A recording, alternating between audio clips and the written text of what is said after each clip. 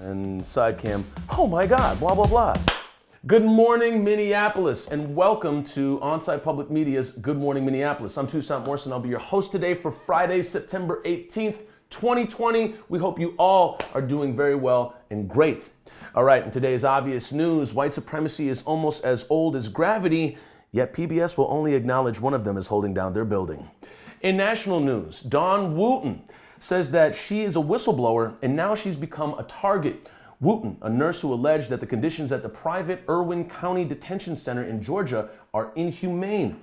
Wooten expressed concerns about the high number of hysterectomies being performed on Spanish-speaking women at the center. She said detained women did not understand why they had to get a hysterectomy, an operation involving the removal of all or part of the uterus. This is concerning because this is the sterilization of a certain peoples in a certain class that cannot communicate with the people that are performing the sterilization. ICE is not even sort of performing genocide. ICE is actively engaging in genocide. And if you're like, whoa, genocide? Yes, we said genocide.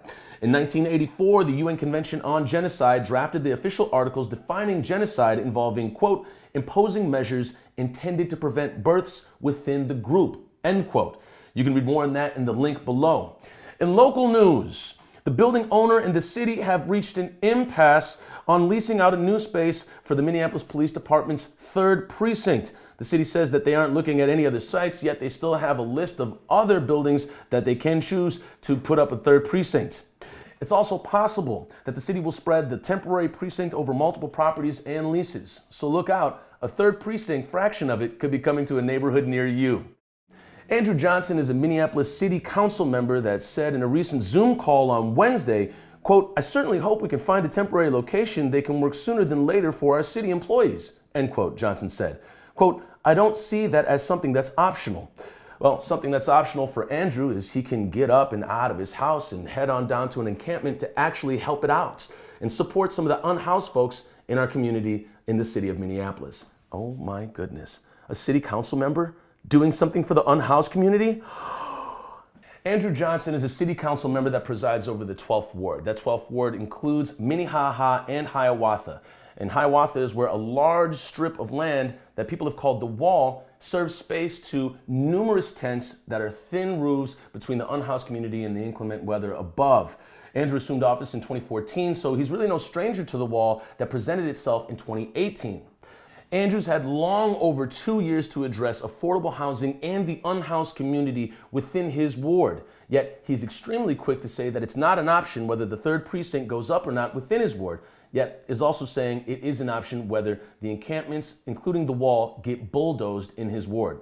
Yes, earlier this week, the Wall was bulldozed by the city of Minneapolis. At least part of it was. And while you're watching this video, the rest of it may be destroyed entirely by the city of Minneapolis already.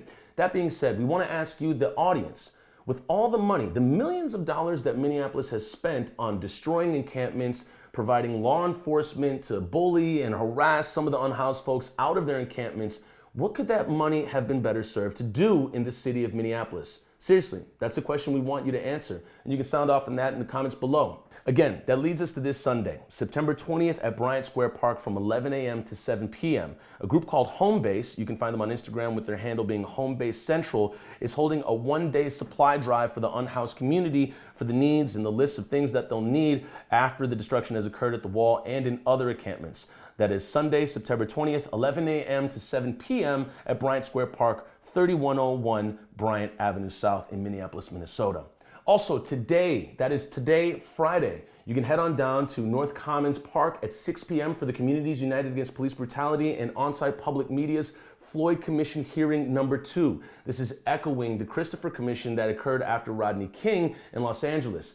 We'll be listening to testimonies and stories and experiences that people have had with the Minneapolis Police Department or really any police department. Head on down to North Commons Park, 6 p.m. today, and give your testimony on any experience that you've had with the Minneapolis Police Department.